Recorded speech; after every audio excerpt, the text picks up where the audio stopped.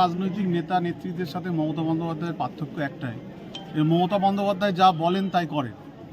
এবং সেই কারণেই যে ইতিপূর্বে যে আমাদের পাড়া আমাদের সমাধান প্রজেক্ট লঞ্চ করার পরে বিভিন্ন জায়গায় অলরেডি হয়েছে, আমাদের আটটুকুর অঞ্চলে বিভিন্ন বুথে হয়েছে, আজকে গড় কোয়াটি এবং উত্তর উচিতলা বুথে হচ্ছে।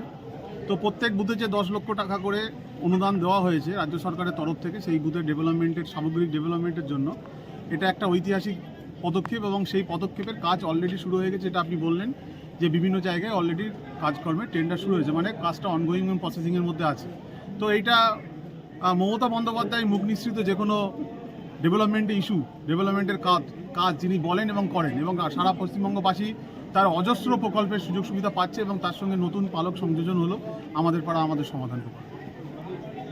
যে অনুদান দেওয়া হয়েছে 10 লক্ষ টাকা বুথের, সেই অনুদানে যে কাজগুলো করা হচ্ছে, কোথাও স্ট্রিট লাইট, কোথাও টিউবওয়েল, কোথাও একটা রাস্তার পাশে যাত্রী প্রতীক্ষালয়, কোথাও শ্মশানে সেট, কোথাও কবরস্থানে সেট বা পাঁচিল, এবং যে কোনো পাড়ার ছোট ছোট ভিতরের রাস্তা, যে কোনো অল্প অল্প ছোটোখাটো স্কিম, কখনো টাইট আনটাইট 14-15 ফিনান্সের নানান রকম সমস্যা থাকে যেখানে করে ওঠা যায়নি, সেই সব কাজগুলো করা হচ্ছে।